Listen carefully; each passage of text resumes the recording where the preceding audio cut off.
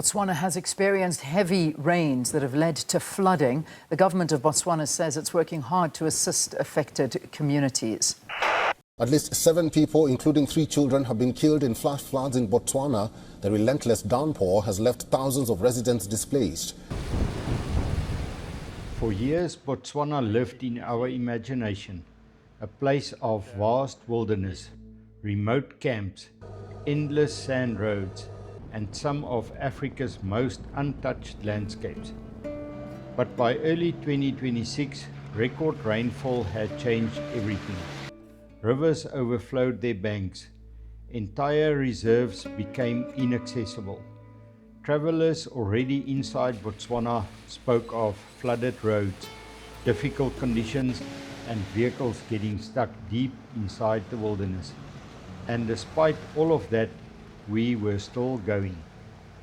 Preparation for this journey had started nearly a year earlier.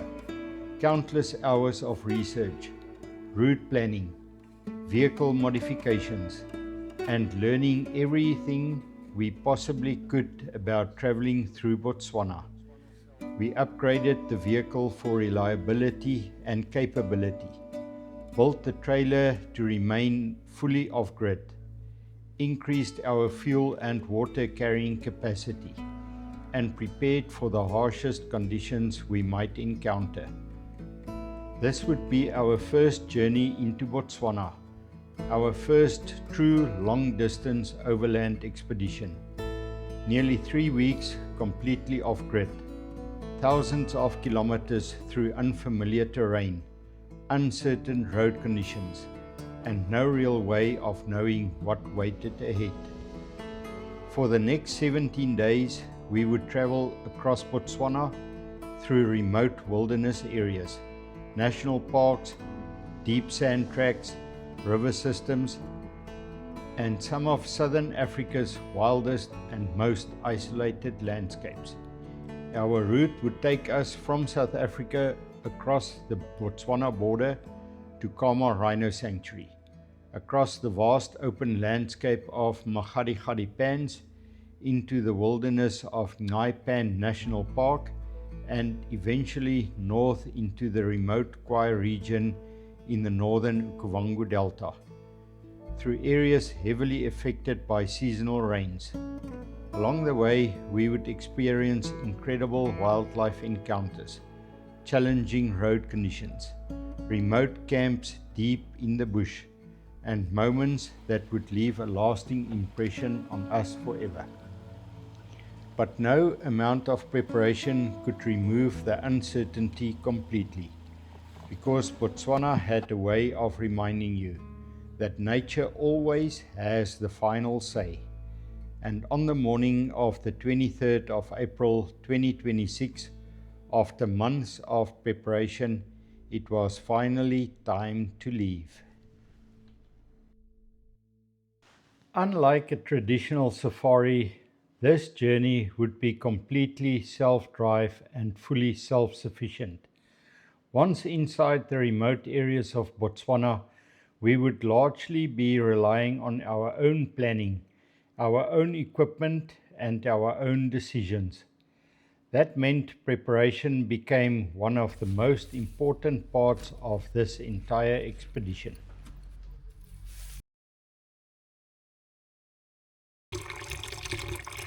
After 2 days of packing and final checks, departure morning had finally arrived.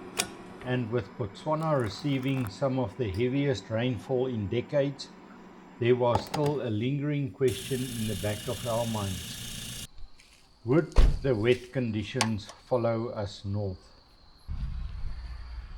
There we are, ready, packed, loaded, full to the brim, 120 liters of extra fuel, 80 liters of fuel on the bakkie, and we are ready to leave. Now that we will start to see whether all the preparations that we've done are enough and sufficient, but I am 100% confident that it would be.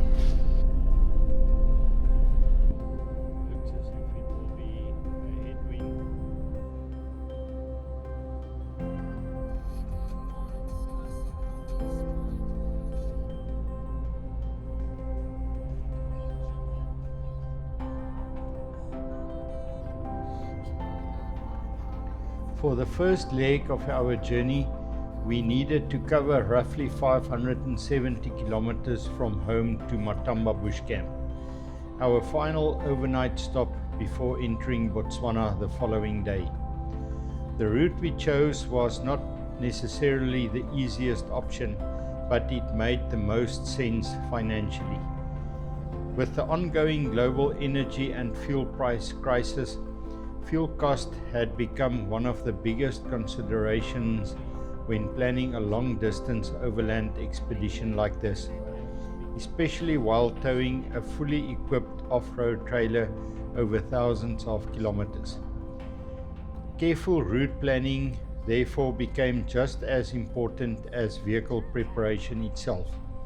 Instead of remaining on the main highway routes for the entire journey, we decided to head north from the N4 at Belfast, traveling through Groblersdal and Marble Hall, before turning west again towards Modimolle, previously known as Nylstroom.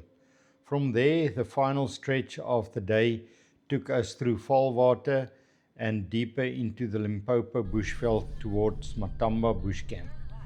Although some of the roads were less familiar to us, they were still considered reliable in terms of safety and road conditions, while also helping us manage the overall fuel cost of the expedition. And with nearly 3 weeks of travel still lying ahead of us, every decision we made during planning had to balance practicality, reliability, and cost.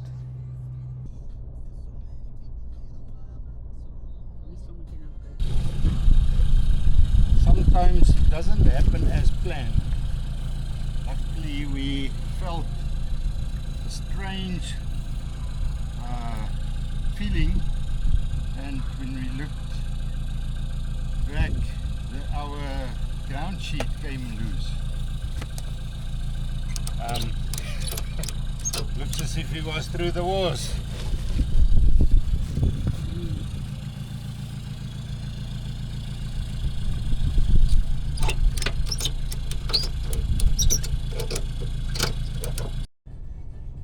Fortunately, we stopped in time, and apart from a badly damaged cover, the ground sheet itself survived completely intact. A good reminder that even a small oversight can quickly become problems on a long overland journey, and also a good test of the quality from sea gear.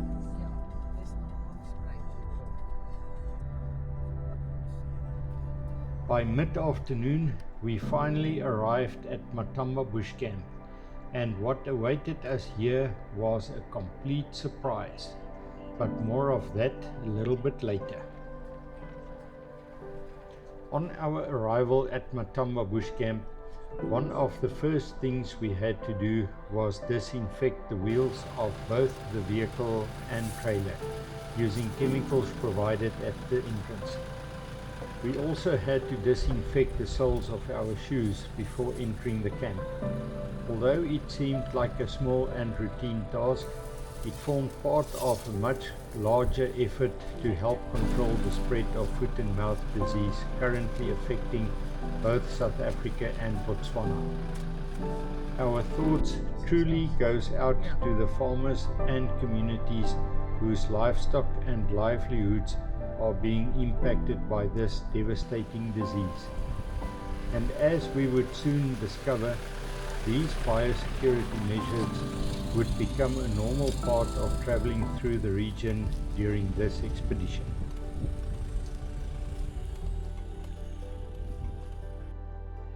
We quickly set up camp for our one-night stay at Matamba Bush Camp, and almost immediately we realized that this was not going to be just another overnight stop. We were genuinely surprised by the quality of the facilities here.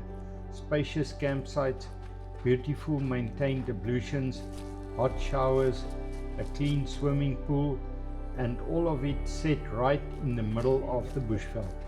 It truly felt like an oasis in the bush. and the perfect place to spend our final night in South Africa before crossing into Botswana the following morning.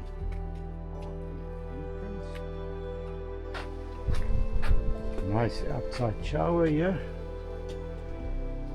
and a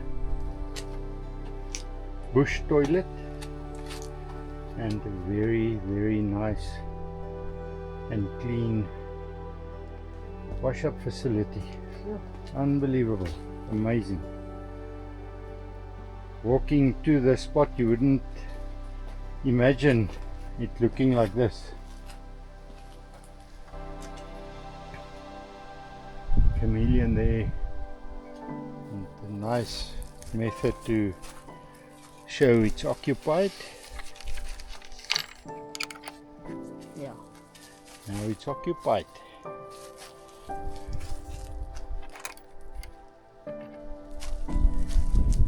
This is like a kitchen area. Table here. There's a fridge. Okay, there's only wash basins here. Hot and cold water. So I think this is just a wash up and fridge. Ice for sale in freezer. Ice. 30 rand per container, and it's an honesty box. So if you utilize ice, put your money in there. Amazing to still see something like that in South Africa.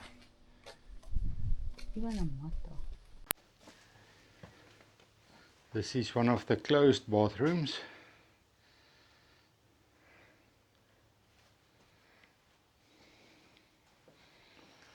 I am very impressed with the quality of this camp.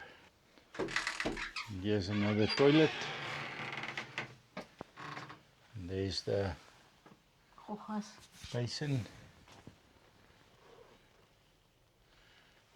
Look at these spiders.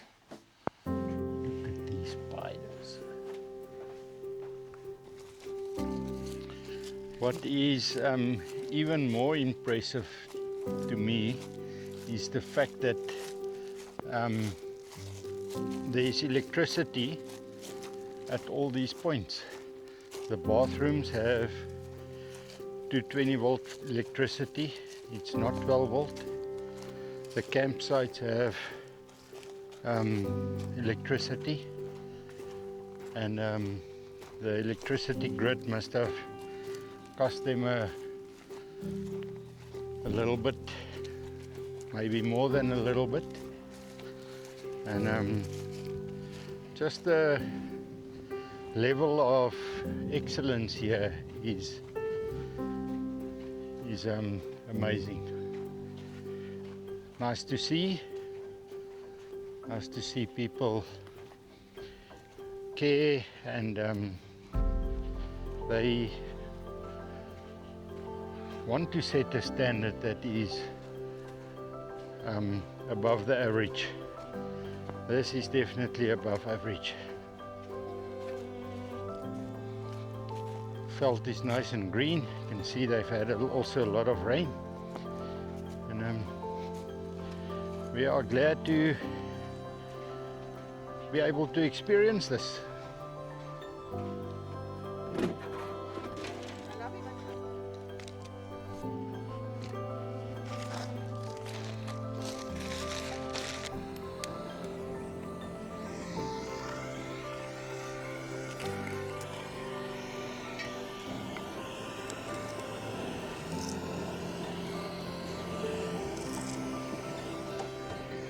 It is quite windy, so it's important to be careful for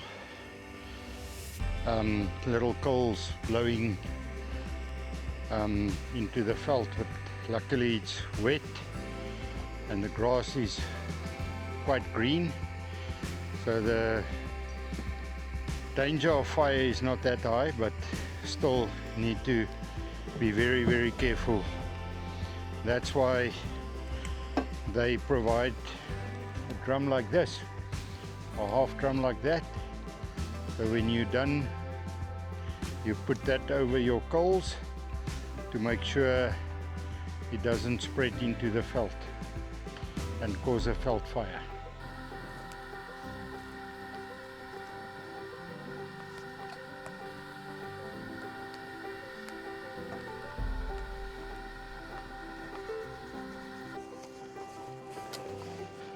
Front runner, chairs, very easy to set up. Sturdy, strong, not that light, but they are small, and that's what we like. Compact. There you are, now we can relax.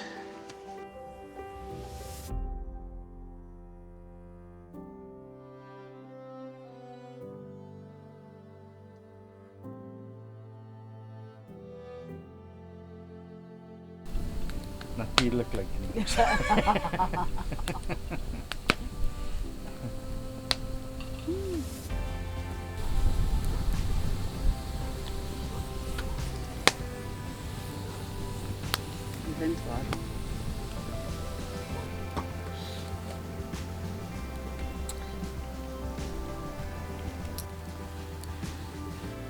We counted the days this last 2 weeks and then started to count the hours, and here we are, while we can. Well, we can. Such a privilege. Yeah. Looking forward to amazing experience, amazing sightings, and coming from a wet Malalan, going to a wet Botswana. And they say it's the wettest that it's been in decades. I think we can start to prepare the fire. Tonight we are frying lamb chops and some boerewors. That evening, sitting around the fire at Matamba Bush Camp, we enjoyed what we jokingly feared might be our last proper red meat meal for quite some time. With Botswana's strict foot and mouth restrictions in place, no fresh meat could cross the border with us, which meant that from the next morning onward, we would have to rely entirely on finding meat supplies inside Botswana itself. But with reports already suggesting shortages in certain areas, we genuinely didn't know how successful we would be. Tomorrow, we would cross into Botswana and find out when the real adventure would begin. We are enjoying this fire close to Botswana so much that we forget to put on the meat. But the coals are still, or are now, perfect. Ready? This is lamb chops with lemon juice and normal salt and pepper.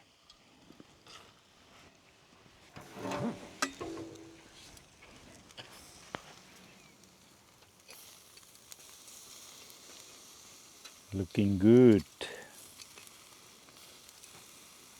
Meat is ready. The wors is for tomorrow, for patkos. For those who don't know what patkos means, it's for food on the road. Patkos. Road food. Street food. And 2 braaibroodjies.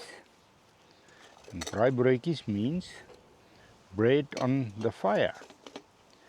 And that we will take off a little bit later. Oh, we are gonna eat and then we will see you tomorrow while we can. Thanks for joining us.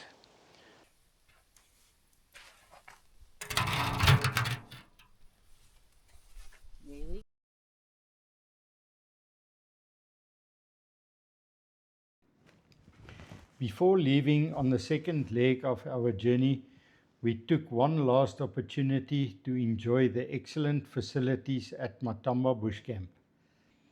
After a comfortable night's rest and hot shower, we packed up camp and prepared for the day ahead. Today's journey would take us approximately 370 kilometers across the Botswana border and officially into a country we had dreamed of visiting for many years. The anticipation was certainly building. Oh, there we are, packed up, ready for Khama, ready for Botswana. Oh, can't wait for that.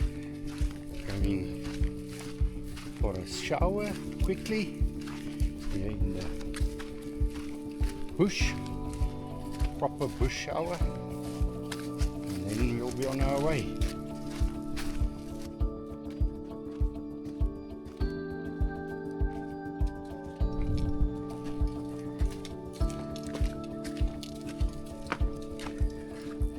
Done and dusted.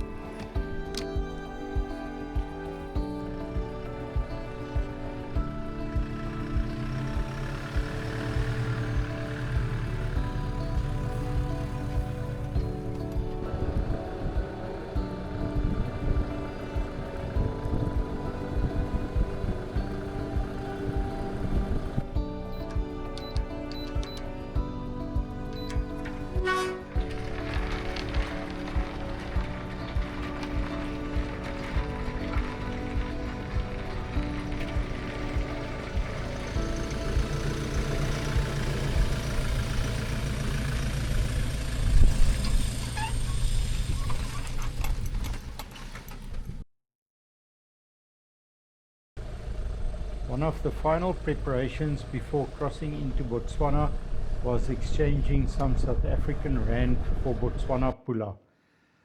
After researching several options, we found the exchange facilities in Ellisras offered a competitive rate with minimal administration and paperwork. It was one more item checked off the list before entering in Botswana.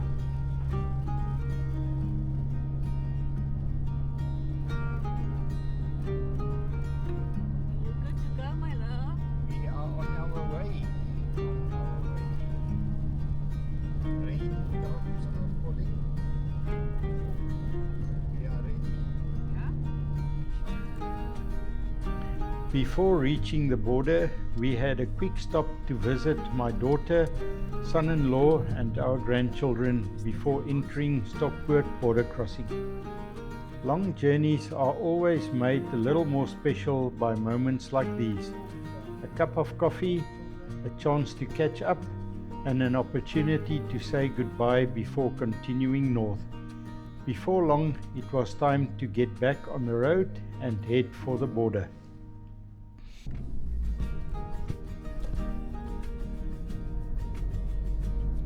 Our chosen crossing point into Botswana was the Stockport border post on the South African side, called Pass Halt on the Botswana side.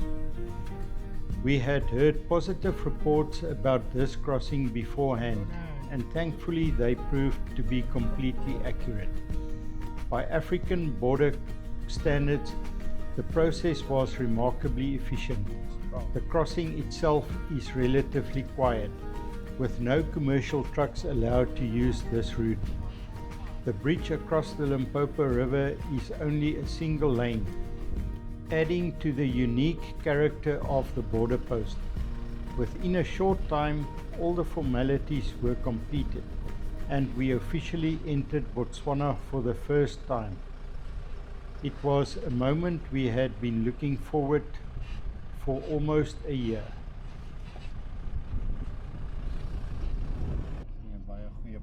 Nee, glad nie. Ek weet nie wat daai bietjie gaan help nie.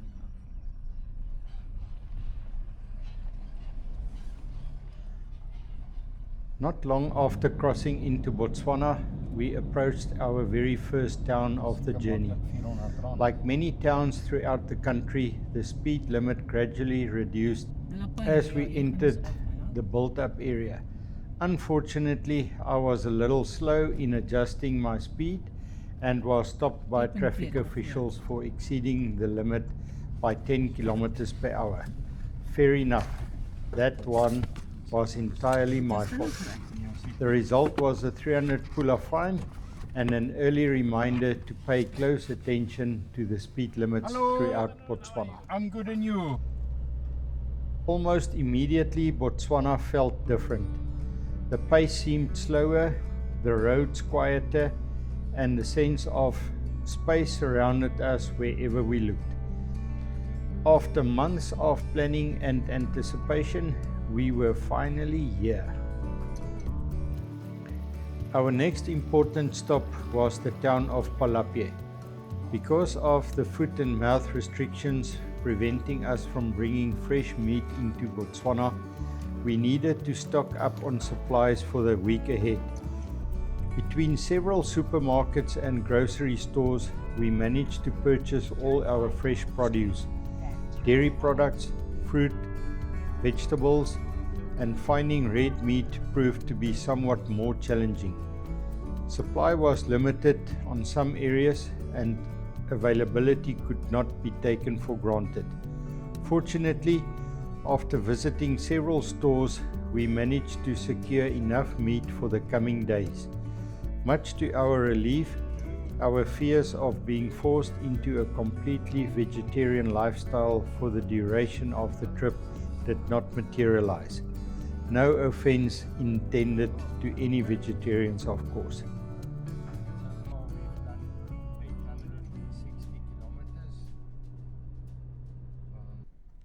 As the afternoon slowly gave way to evening, we finally arrived at Khama Rhino Sanctuary just before 6 o'clock, a bit later than anticipated. After nearly 2 days on the road, we had reached our first destination inside Botswana. The border crossing had been effortless, the shopping successful, and thanks to the planning and administrative support provided by Ultimate Routes, checking into camp was equally straightforward. But more about their role in this expedition later. For now, we were simply happy to be in Botswana at last. We waited very long for this moment. For years we had watched fellow overlanders place their stickers on walls and windows like this, often wondering if we would one day have the opportunity to do the same. And now, here we are, placing the While We Can sticker alongside some of the legends of the overlanding world. It may seem like a small thing, but for us it was a surreal moment. A reminder that after months of planning, preparation and dreaming, we were finally here. No longer talking about the adventure, but living it.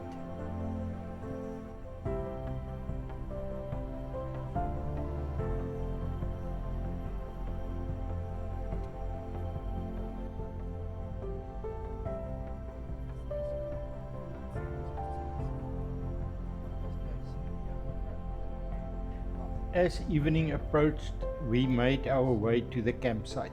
It was immediately evident just how much rain this area had received. The ground was still saturated, vegetation was lush and green, and signs of the recent wet conditions were everywhere. Naturally, it made us wonder, if conditions were this wet at Khama Rhino Sanctuary, what awaited us further north, especially in areas like Naipan, Kwai region, where reports of difficult conditions had become increasingly common. Despite the uncertainty, our excitement remained unchanged. As the sun disappeared below the horizon and daylight slowly gave way to darkness, we set up camp and completed the final preparation for the night. Later that evening, gathered around the campfire, the conversation naturally turned to what lay ahead. We speculated about the wildlife we might encounter over the next 2 days, the road conditions we might face, and what our first real Botswana safari experience would be like. Little did we know what was waiting for us. Join us in the next episode as we explore Khama Rhino Sanctuary and begin our first wildlife adventures in Botswana.